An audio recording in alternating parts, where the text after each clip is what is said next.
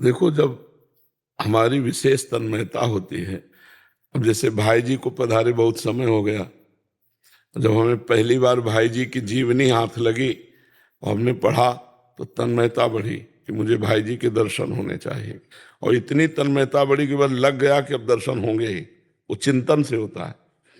बस देखा, एक तंद्रा सी आई, उसमें देखा कि एक ऑफिस है, उस ऑफिस में भाई जी बैठे संपादन कर रहे और राधा बाबा पास में बैठे हुए। दरवाजे के पास हम खड़े हैं। हमने पूछा श्री कृष्ण की प्राप्ति कैसे होगी, तो ऐसे चश्मा उठा के नहीं देखते, तो ऐसे चश्मा उठा के देखा और कहा जब श्री कृष्ण मैं हो जाओगे तब श्री कृष्ण की प्राप्ति होगी। राधा बाबा आंख मूंदे ऐसे बैठे और भाई जी। फिर एक बार यहाँ यमुना जी में देखा कि हम अर्घ दान कर रहे थे प्रभु को, इतने में दृष्टि गई तो देखा भाई जी, थोड़ी देर में देखा भाई जी सहचरी रूप में, सखी रूप में, बस उनको और कितने महापुरुषों के दर्शन हुए, एक दो, पर करना कौन चाहता है? करना कौन चाहता है? संतों से मिलना चाहो, अब भी सब संत हैं।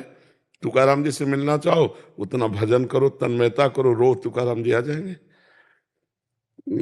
श्री चंद्र जी महाराज के दर्शन, गुरु नानक देव जी के दर्शन, निम्बारकाचार्य भगवान के दर्शन, आचार्य चरण के दर्शन, कितने महापुरुषों को बताएं। अव्यक्त महापुरुषों के दर्शन, कितने महापुरुषों के। जब ये था कि संत बनने से ही संत के दर्शन होते। हाँ, यही बात, पक्की बात यही है। जब तक आप उस क्षमता के नहीं होंगे तब आप तक आप नहीं मिल सकते। संत बनकर ही संत दर्शन किए जा सकते हैं, यही बात है जी।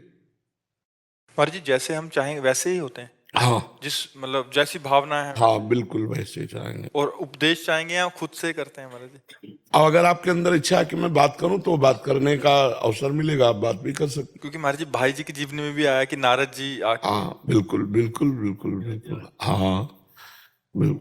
अब ऐसे खुली आंख दर्शन किए हैं। सेनपुर में रह रहे थे, थोड़ा प्रसाद, वहां 2 रोटी और अरहर की दाल 24 घंटे में मिलती थी, बस घोर जंगल, वहां कोई फल फूल मीठा कुछ नहीं, किसी का आना जाना नहीं।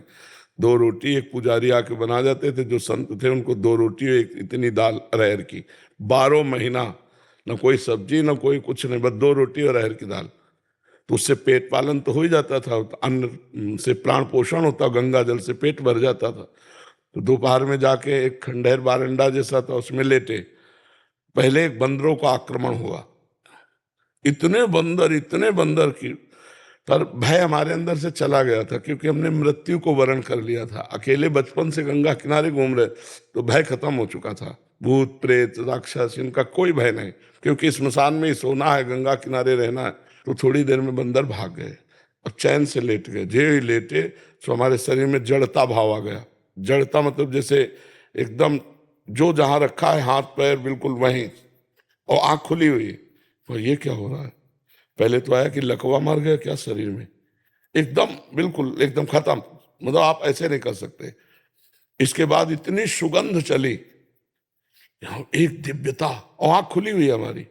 फिर देखा गंगा की धारा से, बीच से, हम कई बार बता भी चुके हैं, गंगा की धारा से श्वेत वस्त्र श्वेत बाल एक महापुरुष प्रकट हुए और सीधे से आए, और एक मंत्र उच्चारण करते चले आ रहे थे। वो मंत्र, तो हमको अरे सुगंध तो इनके, दिमाग काम कर रहा है, शरीर काम नहीं कर रहा, सुगंध तो इनके श्रीअंग से आ रही, और एकदम नजदीक, इतना सुकोमल स्पर्श, इतना सुगंध।